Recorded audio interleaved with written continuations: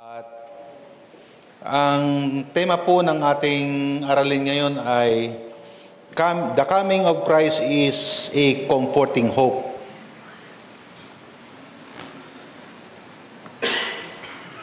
Kung papaanong ang pagdating ng Panginoon o pagbabalik ng ating Panginoon ay discouraging sa iba kasi masyadong nag-e-enjoy at napakaganda raw ng kanilang kalagayan dito sa lupa. Sa atin naman, whatever is our condition here in this life, it can be very good, it can be very sad. That is still a comforting hope for every Christian. At yan po ay sinabi ni Pablo sa 1 Thessalonians chapter 4 verses 13 hanggang 18 na atin pong binasa kanina. So dahil nabasa na natin yan, hindi na natin uulitin pa ulit. But dadaanan po natin yan as we go. Totoo bang ang pagbabalik ng Panginoon ay comfort sa ating mga Kristiyano? No? Napapangiti ako kapag minsan kasi nung araw, kuminsan kahit ngayon, kapag meron akong mabigat na problema, sinasabi ko, Lord, dumating ka na nga, Lord, para matapos na. Lord, balik ka na lang para matapos na, mga ganon. And I can imagine that some of you pray the same prayer, no? So, makita po natin na sa verse 13 ay sinabi ni Apostol Pablo, I would not have you to be ignorant. Mind you na ang 1 Thessalonians, as I always say, ay sinulat ni Pablo para sa mga Kristiyanong mga nag-aantay sa pagbabalik ng Panginoon. Ito po ay sulat ni Pablo sa mga Kristiyanong pwedeng napapagod na. Nung panahon na yun ay pine-persecute. That's why they are all praying for the coming of the Lord. Amen. Pero inumpisa ni Pablo sa verse 13 yung I would not have you to be ignorant. Ibig sabihin, God wants us to know. Ibig sabihin, Paul wants us to know and understand. Ibig sabihin, hindi tayo iiwanan ng Diyos na hindi natin naiintindihan ang ilang mga bagay. Of course, naiintindihan ko na sa buhay po natin, marami tayong tanong na hanggang ngayon hindi nasasagot. No? Kuminsan may mga nangyayari sa buhay ninyo na lamang ko, and at the outset and in my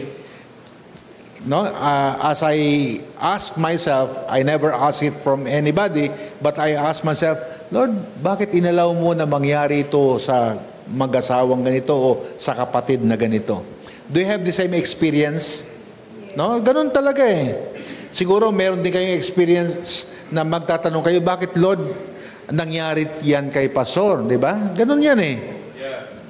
So God wants us to know concerning the coming of the Lord at ang mga mangyayari sa atin. Sabi ni Pablo, gusto kong malaman ninyo mga bagay na to. Ayaw kong maging mga ignorante kayo. Okay? Yan pong ibig sabihin niya. At sumunod pa yung concerning them which are asleep. Yung mga namatay na. No? Mga sumakabilang buhay. Okay? Ito po ay nanggaling sa Greek na salita na koimomenon. Ang ganda, no? Yan. So, class ang service natin. Class ang mensahe. Merong Greek eh, di ba? Koimomenon is, ibig sabihin is sleeping in peace. Yan pong ibig sabihin yan. Koimomenon is sleeping in peace. Kapag ka ang isang tao ay na kay Kristo at siya ay namatay, ito po ay applicable. That person is sleeping in peace. Yan, no? This word is used for the death of the body, never the soul. Ang kaluluwa po hindi namamatay. Ang namamatay lang yung katawan. Okay? Yan po yan. Kaya, sabi ni Pablo, yung mga namatay, they are sleeping in peace. Physically, yung mga namatay sa kanilang mga katawan.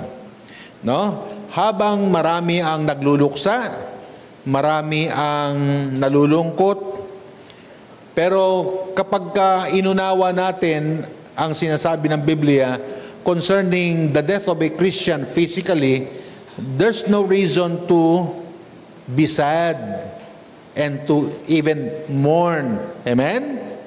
Yan. Bakit? Kasi these people or these brothers and sisters are just sleeping in peace. Now,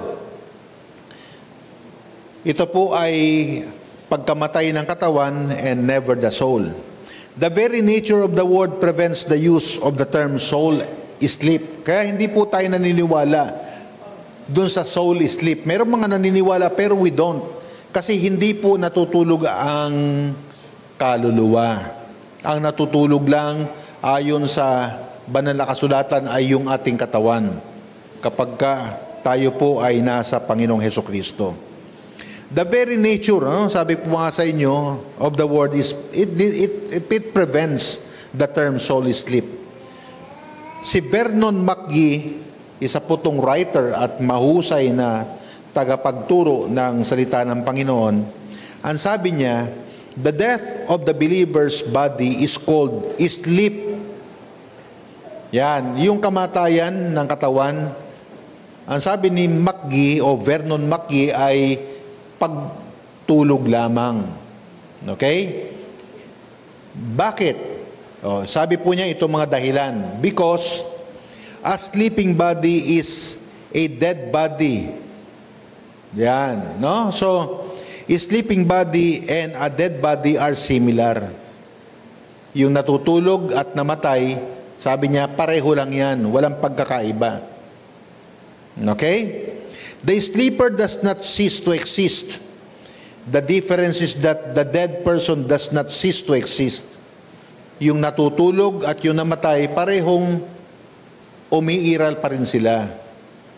Nandun pa rin sila. They never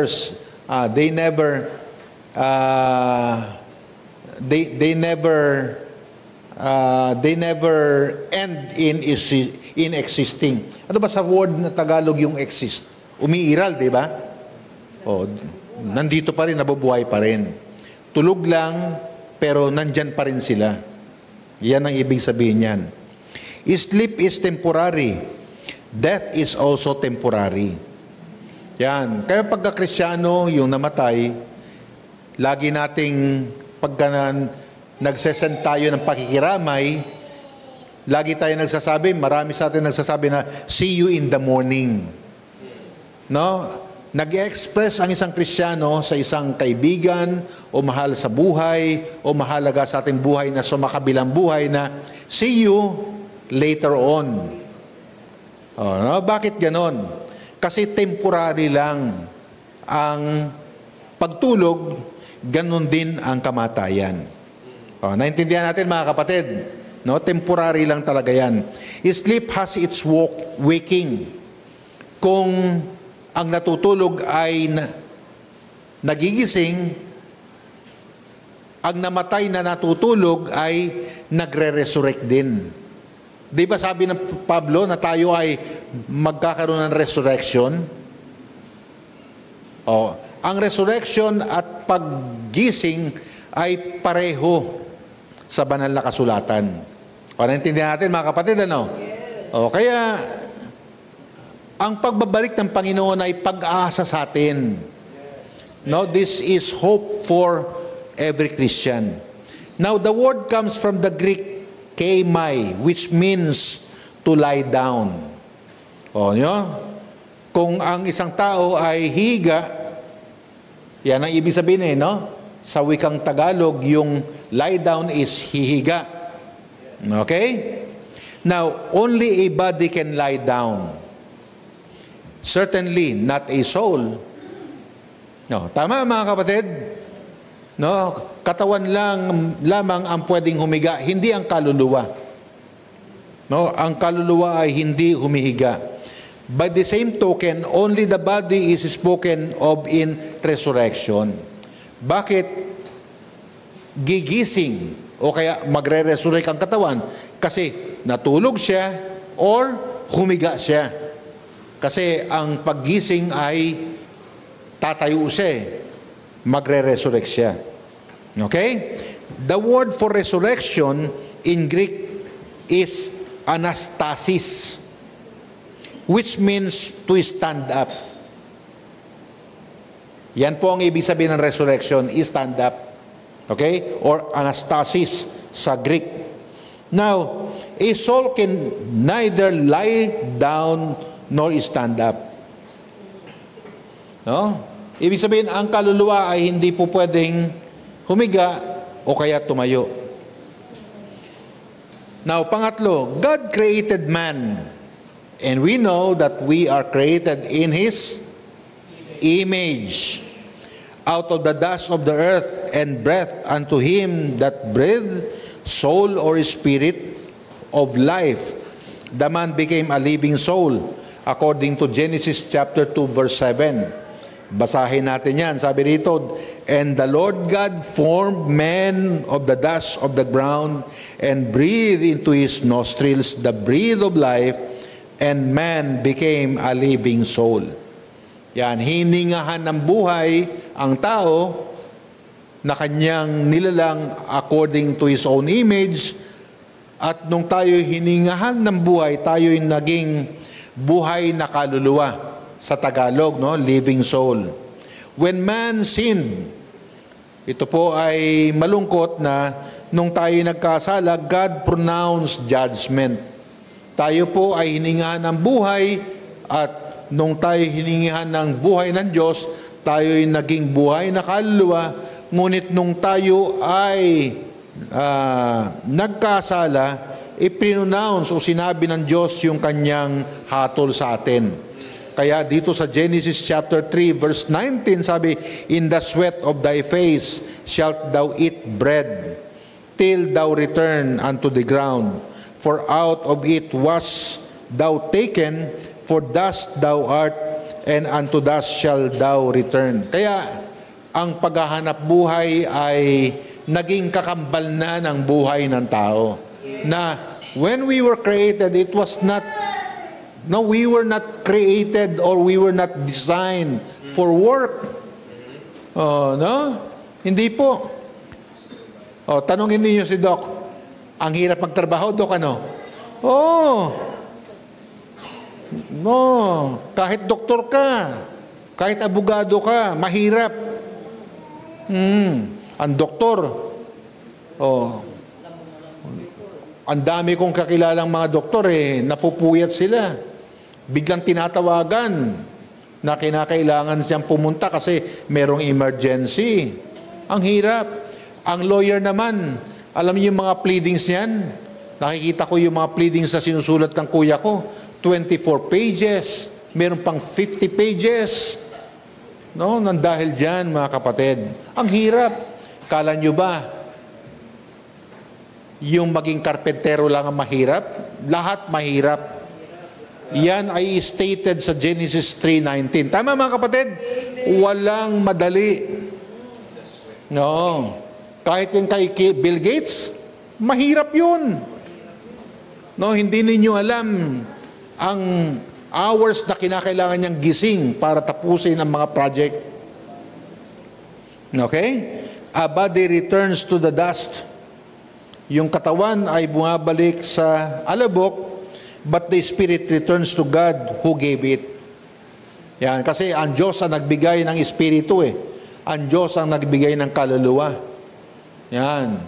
Kaya pagka tayo namatay, babalik sa Diyos ang kaluluwa. May hiwalay lang yan kapag ka-unsaved siya. Okay? Now, sa Ecclesiastes chapter 2 verse 7, then shalt the dust return to the earth as it was. Originally, alabok lang tayo. Diyan tayo nagmula. Sabi sa Ecclesiastes 12:7, as it was Yan, diyan tayo nanggaling. And the spirit shall return unto God who gave it. Ang Diyos ang nagbigay ng ating kaluluwa o espiritu. For a Christian, death means to be absent from the body. Kaya kapag Kristyano ka at namatay ka, absent lang yung iyong katawan. Okay? Death means to be absent from the body, to be present or at home with the Lord. Yan mga kapatid. Magiging at home ka na. Kasama mo na ang Panginoon. Habang nagluluksa ang marami rito, pero merong ilang na nakakaintindi na mga Kristiyano rin, that says, see you in the morning, my sister or my brother. Okay? Ang dami na akong mga kakilala, mga kaibigan, kasama at mga kaibigan, mga pastor, kamanggagawa, ang sumikabay ng buhay. Kapag ako'y nagpapadala ng aking pakikiramay, lagi kong sinasabi na see you in the morning. Because one day, we will all meet in the presence of the Lord. Yan po ang ibig sabihin ng mensahe natin ngayon. Kaya sa pagbabalik ng ating Panginoon ay merong pag-asa. No, maganda ang pag-asa natin mga kapatid. The body is merely a frail tent that is laid aside temporarily.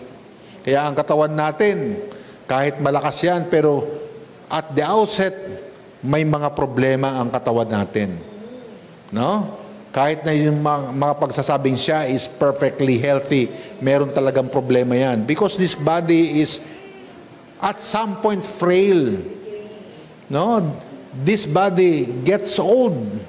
This body, loses its strength. No? Na dati akala natin napakalakas natin, ilang panahon lamang ang lilipas, nawawala yung lakas, nawawala yung ganda, nawawala yung kasariwaan. Ganyan talaga yan mga kapatid. Bakit? Kasi the body is merely a frail tent. No, ito ay bahay lamang. No, ito diyan lang sumisilong ang ating kaluluwa. No. Kaya kapag naintindihan natin ito, ay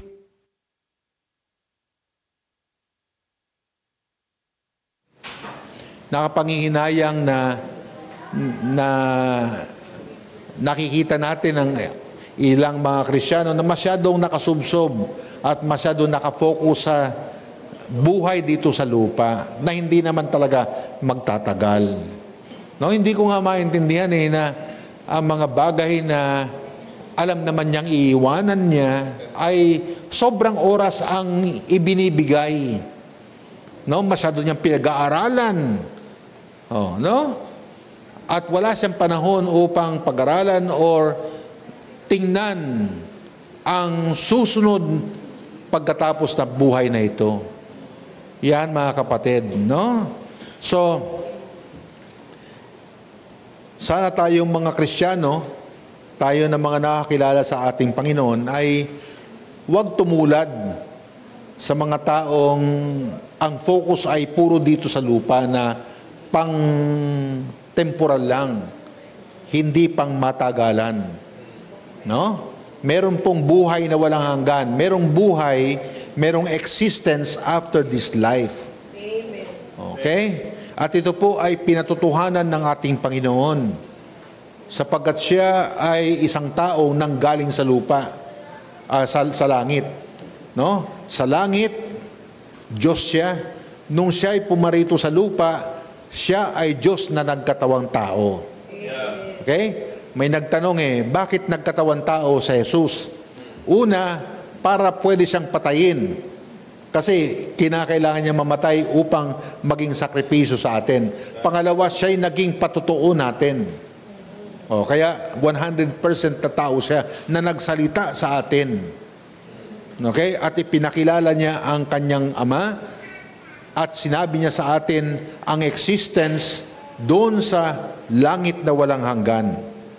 Okay? Yan po mga kapatid.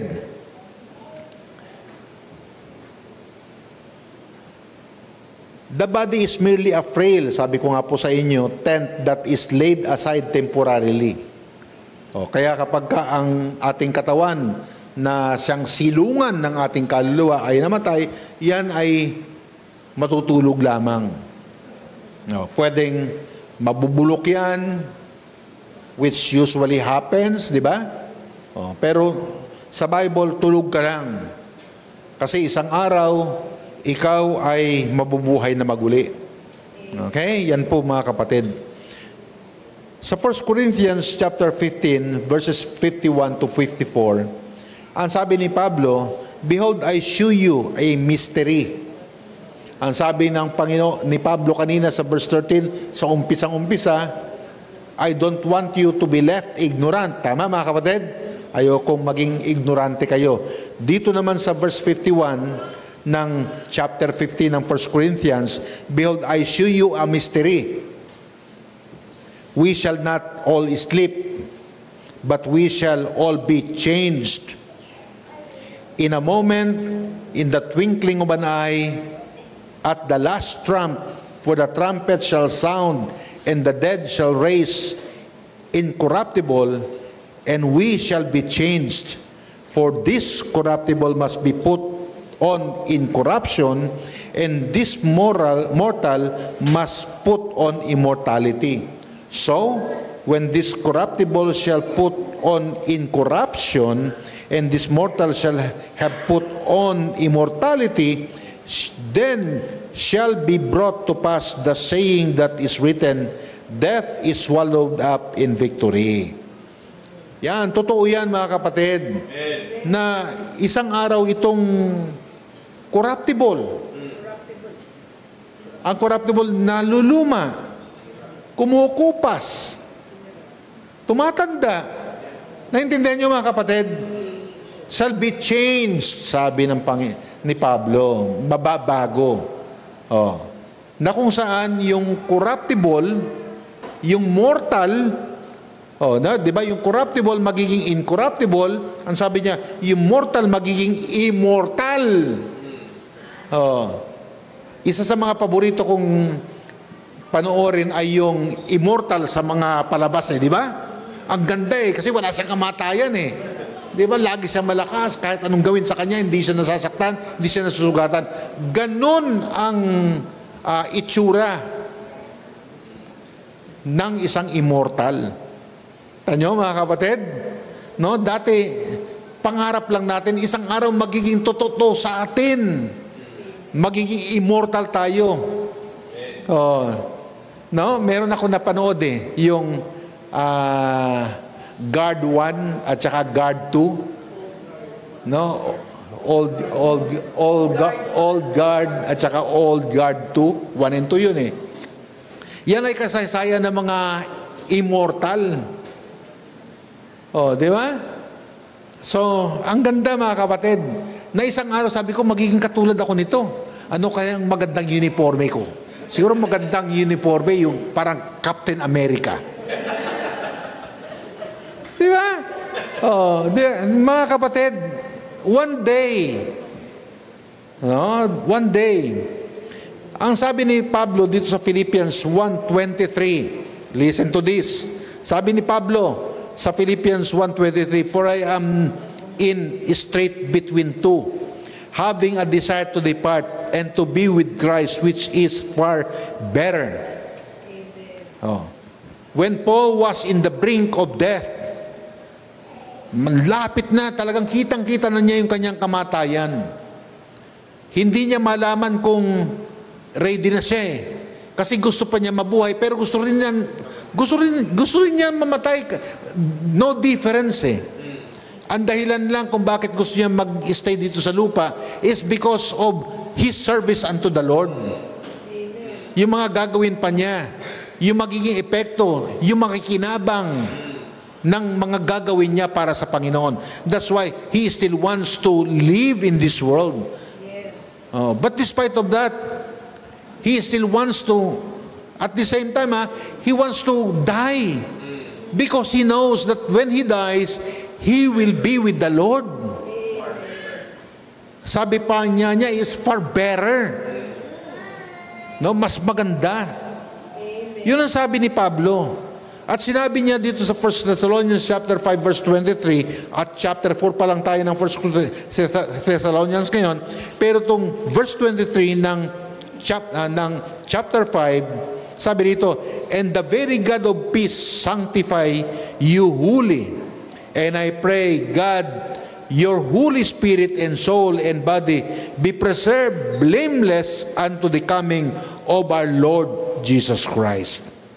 No? ma-preserve blameless, maingatan ng Panginoon yung ating mga katawan. Huwag ninyong, hindi ko alam kung ano at anong pinagagawa ninyo sa inyong mga katawan. Hindi ko alam kung saan nyo pinagdadadala yan. Hindi ko alam kung nasaan yan kagabi. Ako nasa bahay ako, ha. Magkasama tayo.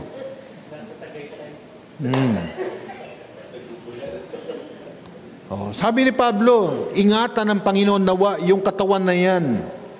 Blameless unto the coming of the Lord Jesus Christ.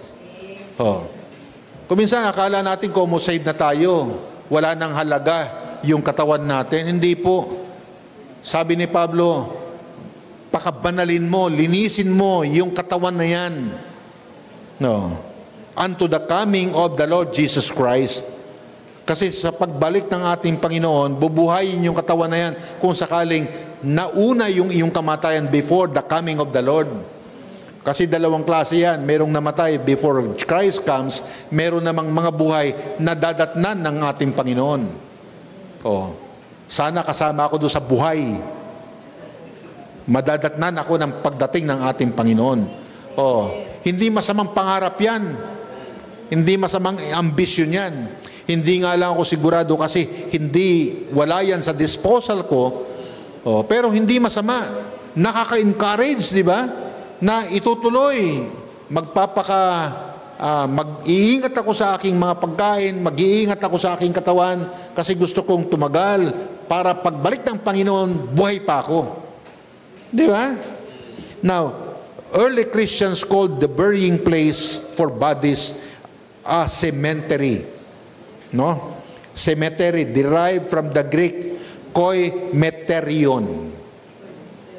Diyan po nanggaling yung cemetery, koimeterion, which means rest house for strangers. Yan po ang ibig sabihin ng koimeterion. Yung cemetery, nanggaling yan sa koimeterion. Ang ibig sabihin ay rest house for strangers.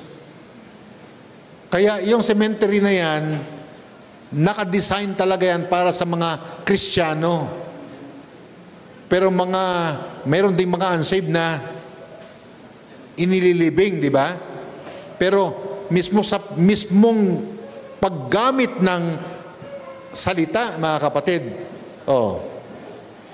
nakadesenyo yan sa mga ligtas. Tama, mga kapatid? Kasi ang koimeterion ay merong ibig sabihin na rest house for strangers. We are strangers. Strangers po tayo. Sleeping in peace. Ang ganda, mga kapatid, ano? Nabigyan ko kayo ng bago. Di ba? Ganda. Pang-Kristiyano yan eh. Yung libingan na yan, pang sa atin yan. Kasi tayo yung mga stranger. Tayo yung merong kapayapaang nagpapahinga. Tayo yun eh. We call such a place a hotel or motel. Di ba? Kung sa panahon natin ngayon, motel yan or hotel yan eh. Tama ba mga kapatid? No? We do not weep when a loved one is spent a vacation in Hilton or in Holiday Inn. Hindi tayo iiyak. Kasi nasa Holiday Inn siya eh. Nasa Hilton siya eh. Nasa hotel siya eh. Di ba? Yan ang ibig sabihin niyan kapag kayo nilibing. Kaya yung si Nieva, maraming umiyak no, naintindihan ko yan kasi mamimiss ninyo. Pero ang ibig sabihin nun, stranger siya at nasa peace na. He is now at peace. Yan mga kapatid. Okay? Now, makita natin yung word na have no hope. A lost man has no hope of a better life. Yung mga walang pag-asa. Anong verse yan? Yung no hope na yan. Verse 13 pa rin. Walang pag-asa. Wala siyang hope for a better life. Yan ang ibig sabihin yan. Makita rin natin sa verse 14 yung Jesus died. Yung phrase na Jesus died. In the scriptures, the word death is used 3 ways. Okay? Sa verse 14, makikita mo yung word na Jesus died. Nakita mo, no? Jesus died. Okay? Sa salita ng Panginoon o sa Biblia, 3 paraan o 3 klase yung kamatayan na pre-present ng banal na kasulatan. Okay? Number 1, yung physical death. Alam na natin yung physical death na yan, which is separation of the physical from the spiritual. Separation yan ng physical yung spiritual ay yung sa kaluluwa eh. Kaya yung physical death is the separation of the soul and the body. Yan. Okay? Kaya kapag ka namatay na ang tao, kahit sunugin mo yan, di ba, mayroong nga mga cremate. Naalala ninyo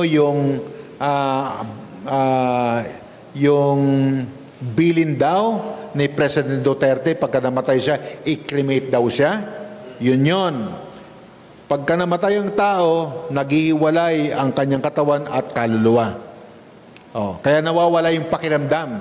Kasi ang nagtataglay ng pakiramdam ay yung kaluluwa. Kapag sinampal mo, yung kaluluwa ang nasaktan. Yung kaluluwa yung nagalit. Pero pagka humiwalay na yan sa katawan, wala na. Tent na lang yan. Ang tent, nakakita ka ba ng buhay na tent? Di ba? Yan, okay? Yan na yung tinatawag nating physical death. Separation of the physical from the spiritual. Adam died physically 930 years after the fall. Almost 1,000 years na namatay. Si Adan, mga kapatid, 930 years after the fall. Okay? Yun ang physical death. Pangalawa, spiritual death. Meron din tayong tinatawag na spiritual death. Adam died spiritually the day he rebelled against God. Nakita natin yan. When men fell into sin, namatay sila spiritually. No? He was then separated from God without hope and without God in the world. Yan ay sinabi ni Pablo sa Ephesians 2:12. Long time ago na nangyari yung fall. Yung distance ng panahon, mga kapatid. No, nasa 4,000 years yan when men fell into sin. Nung sinulat ito ni Pablo sa Ephesians 2:12 na sinabi niya that at the time ye were without Christ, being aliens from the commonwealth of Israel and strangers from the covenants of promise, having no hope. No? Having no hope and without God in the world. Yan ay isang kalagayan ng isang taong walang Kristo sa kanyang buhay. Wala siya sa Diyos. Hindi siya mananampalataya. Kaya ang tawag sa kanya is, that person is without hope, without God in the world. Patay siya spiritually. Kaya sabi sa John chapter 5 verse 24, Verily, verily, I say unto you, he that heareth my word and believeth on him that sent me hath everlasting life. Kahit na tayo'y mga strangers and have no hope and without God in the world, tayo'y nagkaroon ng pag-asa dahil kay Kristo. Amen? Nang dahil sa Panginoong Hesukristo, shall not come into judgment, but is passed from death unto life. Dahil kay Kristo. Sa John chapter 11 verse 25, ang sabi, Jesus saith unto her, I am the resurrection and the life. He that believeth in me, though he were dead, yet shall he live.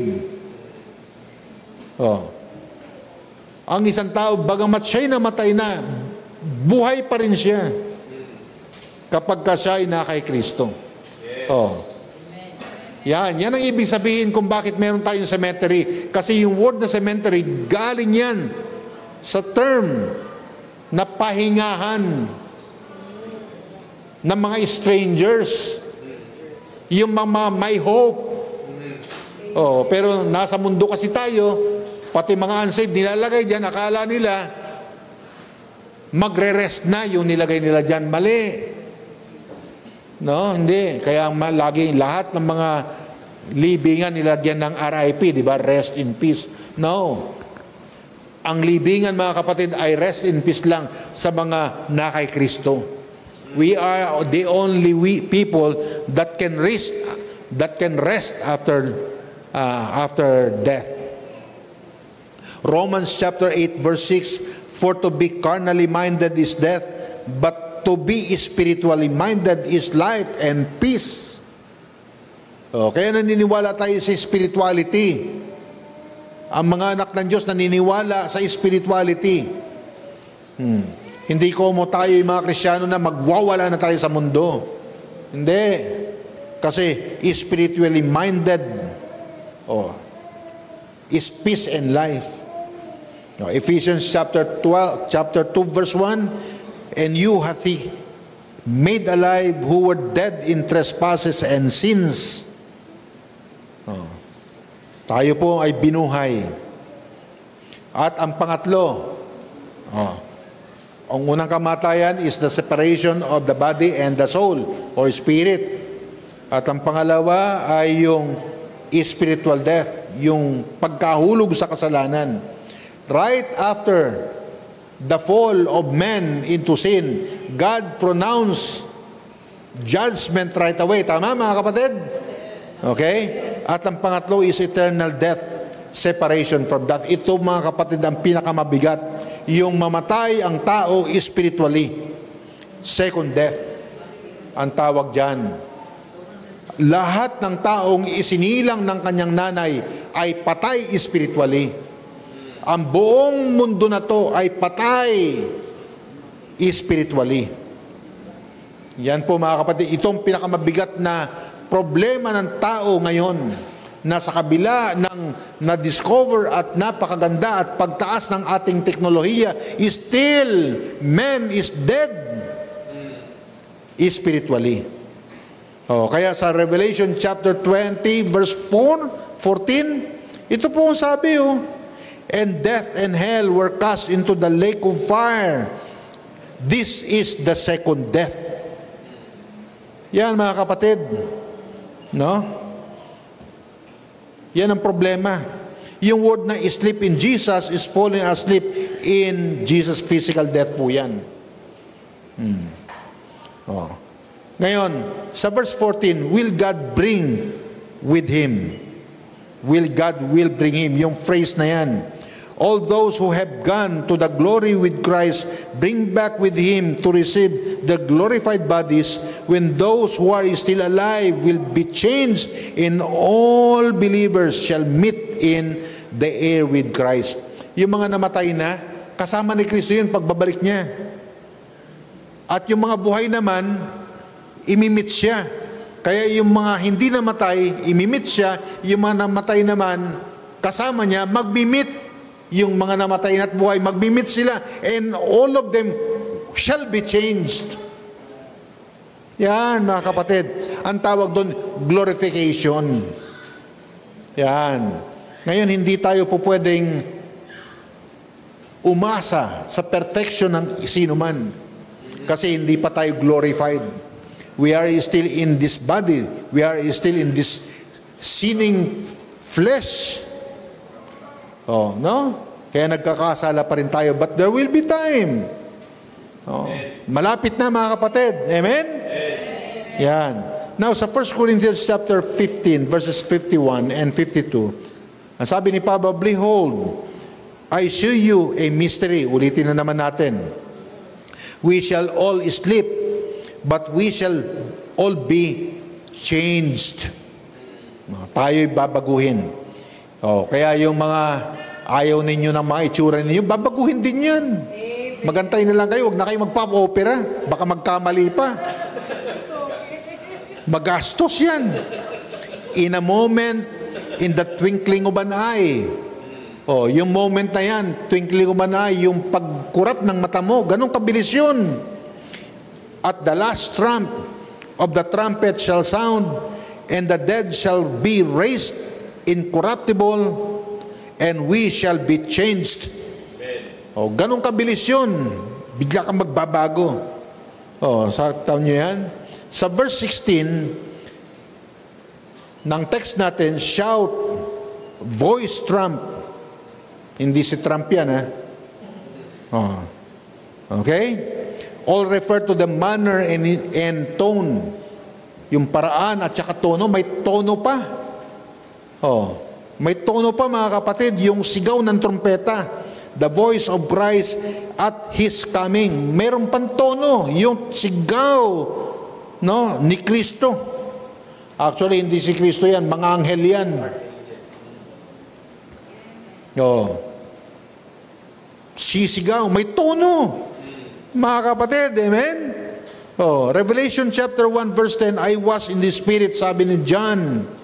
I was in the Spirit and the Lord's day, and heard, behold, now behind me, a great voice as of a trumpet. Parang trompeta, ang lakas. Yan po mga kapatid ay tinig ng arkanghel. Yan ay anghel ni Kristo.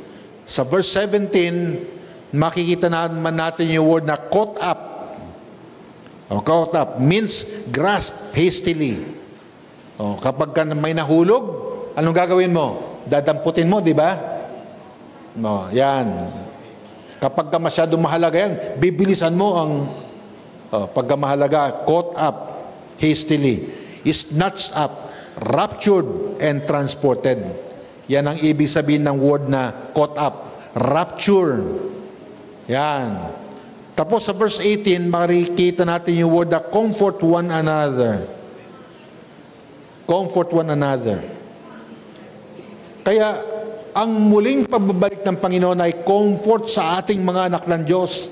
Kaya sabi sa John chapter 14 verses 1 to 3, ito naman yung sinabi ni Kristo, let not your heart be troubled. Ye believe in God, believe also in me. No? In my Father's house are many mansions. If it were not so, I would have told you, I go to prepare a place for you. And if I go and prepare a place for you, I will come again and receive you into myself, that where I am, there ye may be also. Kaya comforting ang muling pagbabalik ng ating Panginoon. Amen. Comfort yan sa atin. Hindi yan pagsira ng kinabukasan mo. Hindi yan pagsira ng mga pangarap mo. Kasi ang comfort na matatagpuan natin at tatanggapin natin sa Panginoon ay napakalayo, mga kapatid, in comparison to your goal and dreams. Napakalayo. Ayaw niyong bumalik ang Panginoon kasi meron ka pang pangarap. Meron ka pang ambisyon. Gusto mo maging milyonaryo. Napakalayo, mga kapatid. Gusto mo pa magpatayo ng bahay. Napakalayo. Oh. Napakalayo. Kaya, ang muling pagbabalik ng Panginoon ay comfort sa ating mga anak ng Diyos. At ito ay sinabi ni Pablo sa atin. Kino-comfort niya yung mga pinipersecute, yung mga naghihirap, mga nahihirapan, mga nagsasakripisyo. Na meron tayong comfort at yan ay walang iba kundi ang muling pagbabalik ng ating Panginoon na matay man or buhay. Pagka na kay Kristo, walang pagkakaiba. Yes. Amen? Yes. Oh, walang pagkakaiba. Amen. Oh. Yan ang ating inaantay. Napakaganda ng inaantay natin. Napakaganda, mga kapatid. Tumayo po tayo po'y manalangin. Amang banal, maraming salamat po sa biyaya mo, sa salita ng kaligtasan, sa katiyakan nito, Panginoon. Dahil ako'y na kay Kristo, kami na kay Kristo, meron kaming pag-asa. Anumang oras ang Panginoon ay muling magbabalik. Pagpalain mo ang iyong mga salita sa mga nakinig at nanood sa online at makapanonood pa after this service, Lord. Nawa ang Espiritu mo ang kumilos sa puso ng bawat isa, dito man sa physical o sa online. Please, let your Holy Spirit speak up. Let your Holy Spirit work, Lord, into the hands or into the hearts of people that will hear the message that was delivered today. Oh, please, Lord, please. In Jesus' name. Habang tayo nakayuko, nakapikit, maybe you're here and you want to come. Perhaps you want to thank the Lord because of the hope that you have in Jesus Christ. Or perhaps you want to thank Him because in Christ there is real hope. Aba, maraming salamat, Panginoon, kasi meron palang pag-asa kay Kristo. Ang kanyang pagbabalik ay hindi lamang para kami makasama, kundi ito, habang inaantay namin, ay pag-asa pala.